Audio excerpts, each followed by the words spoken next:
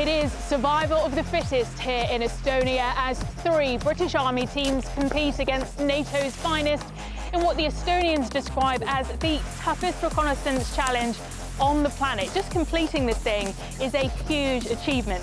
Welcome to the Admiral Pitka Challenge 2024.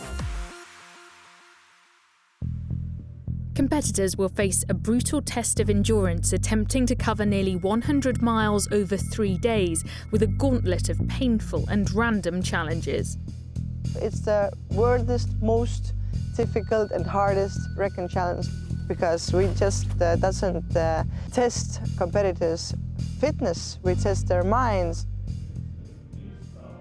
Countries from across NATO are taking part, including France, the USA, Finland and Estonia, of course.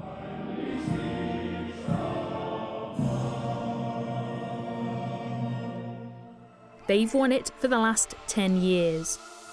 3 teams are representing the British Army, including 5 rifles and 2 teams from 1st the Queen's Dragoon Guards. Only 2 British teams are thought to have completed this competition since it began in 2013. It will be testing everything you ever think you can do in the military and putting it all into one. We're pretty much going into the unknown. It sounds like a big military, like ultramarathon, with military tasks involved, like a live enemy. I'm aware it's pretty boggy and some of the woodblocks get pretty thick. There are some strange animals and all sorts cutting about. The other teams are very sort of game-faced, not really spoken to us, staring us out, that kind of thing. So I think at the end, once everyone's completed, it'll be different, but everyone's sort of sizing each other up at the minute. Very difficult, I don't think so, because we used to do this kind of things in French. When you're wet and tired and you're hungry, you find out who you really are. And I'm looking forward to the jokes and the good times and just kind of just being out in the woods away from society a little bit. This is what you come to do and be tribal. We've been talking, preparing mentally, we have prepared physically some weeks before already, and we're feeling great. Do you think you can win? Of course, there's no other reason coming here. 22 teams of 4 soldiers are taking part. Backs against the board. Are you ready? Stand by. The first task of the competition is to free each other after being captured and fire Russian weapons on a shooting range. It's not about who finishes first. It's about collecting points. So we have 10 plus checkpoints on the track where they will do different kinds of tasks and they will be handed points for that. So there is time and the points which matter. Next, it's a demolition job. So how long do you reckon it'll take us to run back there, 200 metres? 30 seconds. 30 seconds, you want 30 centimetres approximately, okay? Right. Just a few minutes to build an explosive device, set it off and get to safety. Find the hole. Ready? Go! And the tasks keep coming. It's a bit of care. We have to be outside as well, don't we? Yeah, so if you get one person across. This time it's a water crossing. Not shimmy across like that. We keep women on, I reckon. Balance yourself. Happy? Good? Yeah. Cool. Good to go. We just had a stand, it's like an obstacle crossing. So basically we had to get some ammunition tins and our personal equipment over. Sadly we didn't do it in the time needed, but some of the challenges are going to be like that. Yeah. But we've got a really good start with the others, so I'm not too fussed about that. And everyone's morale's still pretty good, so. What's the plan now? Plan now, so we've got about a 5K march now. We don't know what the next challenge is, we just know it's at a crossroads. So we're just going to move at the sort of pace there, not burn ourselves out, and see what happens next. Great, good luck. Well done. Cheers. The Admiral Pitka Challenge is named after a very significant figure in Estonian defence history. Admiral Pitka is the founder of the Defence League. So we're actually going back in history in 1918, which very difficult time for Estonia. We actually have established our own republic as an independent nations. We had to fight the independence war, and Admiral Pitka, by heart, he was not a military person, but because he was a very good citizen, he actually was able to organize the people. It's a grassroots organization where Estonian citizens, as volunteers, can contribute to the state defense. Good. Okay. Are you ready? Ready? Yeah. Are you sure? Sure. Yeah. Start. The next test will see teams having to memorise the order of items placed on shelves. Once they've run around several times, then they have to recreate it. It was good because we just kept going round until everyone knew that they were okay with their shelf. So we had plenty of time on that. So. What's next? Next, about 8 to 10k march to the next checkpoint and then find out what it is there. 10k later and the feet are starting to feel it. Time for a quick break before the next challenge. So how are the other teams holding up? You know, we don't know what we are about to do, so all the tasks are a surprise. That's a bit funny. You enjoying it? Yeah.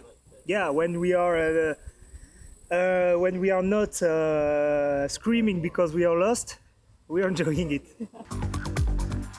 For this challenge, the team has to split in two. From the top of this tower, they have to find a series of pictures and identify what they are, then radio back the intelligence to the other team who collate the answers. How many have you got so far? 8. And then, you've guessed it, more marching awaits. So it's 6 a.m. We've just arrived at the latest checkpoint, and overnight, we're almost 24 hours in now, one of the teams has already had to pull out. This is such a tough challenge. We've also just heard one of the British soldiers has had to retire as well. So we're just waiting until they arrive here at this checkpoint to find out what happened. So it happened early hours this morning. He just went over on his leg, and then he's done something to his knee, getting like sharp pain, so it's just come off.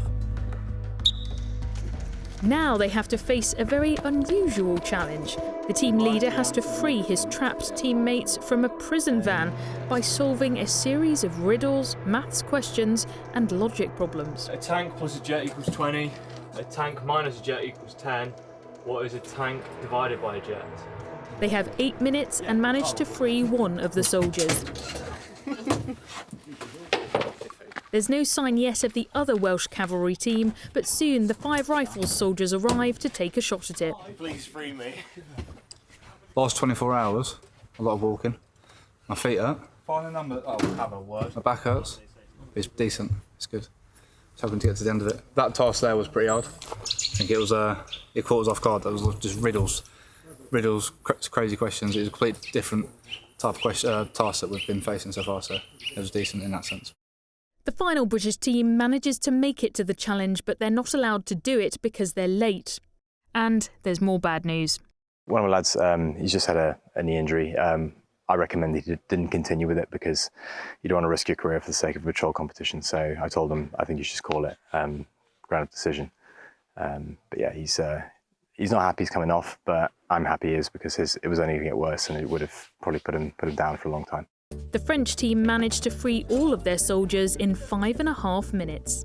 Yeah, they were easy. No, to be honest, they were not difficult, but under pressure, we feel them really more difficult than they are really. And you did it with plenty of time. I think you had 8 minutes and you did it in 5:31. Yeah. How does it feel? Yeah, better. Yeah, it's cool. We are proud of ourselves.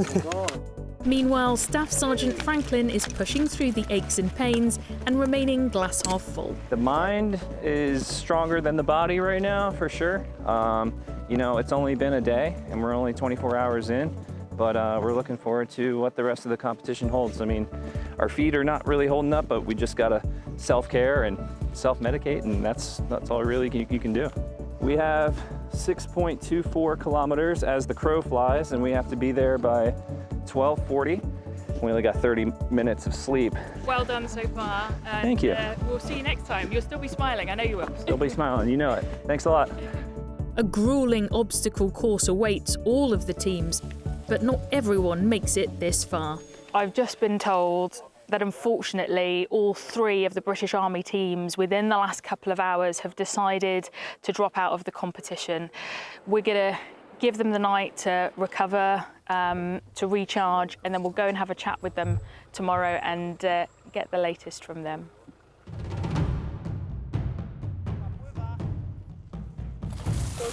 Of the 22 teams that started, only 14 complete the challenge. It is a more difficult competition this year slightly. We're seeing a little bit longer distance, a little bit thicker vegetation just based on kind of the year, and I think that's making it more difficult for the teams. It's not just about the opportunity to come out and compete. Bragging rights are great, but what we really see is, the bonds you build in peacetime keep us together in wartime. And as we continue to fight together with our NATO allies and the potential for future conflicts, it's really important that we do this bonding now. We learn tactics from each other, ensure that we understand each other, and most importantly, build up those relationships between militaries. That's what really gives us our strength.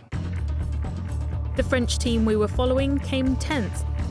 Staff Sergeant Franklin's team were amongst the 8 teams who didn't finish. And remember Ensign Morin? Do you think you can win? Of course. His team took bronze, and the Estonians also claimed silver and gold. All 3 British teams are determined to come back stronger. Obviously a bit upset we couldn't get to the end of the patrol. We wanted to do it for the rest of the teams. Obviously with the other 2 British teams pulling out, we thought we could bring it home for the troops, but couldn't in the end. A lot of people had come off, or teams we were speaking to on the way around, but like in as much rag as we were starting to get into. I think Yank referred to his feet as like ground beef at one point. I was like, yeah, I'm feeling that as well. This will help us in further years because it's like sort of us doing a recce whilst doing it for the further teams. We did 64.2 kilometres in 24 hours, which is essentially Cambrian. So really proud of the guys, and they shouldn't hold their heads low for this. They should hold their heads up high because they did a lot more than a lot of people would have done. It was a very hard experience, but it was a good one to have. Like, it's a memory. Some of the actual tasks that we've done, I'll probably remember them for a long time. The shared adversity of it all, because I think at the start there was almost a bit of, this is our team, like we're going to do it better than these guys. But once you're in there in the thick of it together, everyone's like, oh my God. Next year, do it again? Absolutely. I think we've already been talking amongst the boys on if it's even a possibility for us to fly back out next year with a bit more preparation time. Now with an understanding of what is going to be on it, I think we have a good chance if we get to fly out next year. If we can get the guys some good training to come out, I'd say 3 to 6 months physical preparedness, we'll smash it, absolutely smash it. Next year, the competition will move to a new location in the country. The challenge for the rest of NATO: can any of their teams take the crown from the Estonians? Sian Greszczyk, Melbourne, BFBS Forces News, Riga, Estonia. Thanks for watching. For more from Forces News, like and subscribe to our channel.